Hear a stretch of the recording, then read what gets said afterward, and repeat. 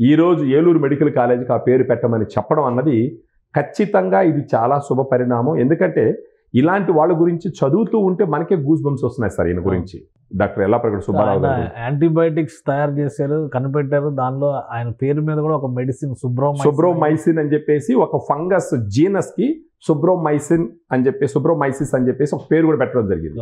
అవన్నీ ఇక్కడ అన్ఫార్చునేట్ ఏంటంటే సార్, ఆయన బతుకున్నప్పుడు పెట్టలేదు ఇవన్నీ.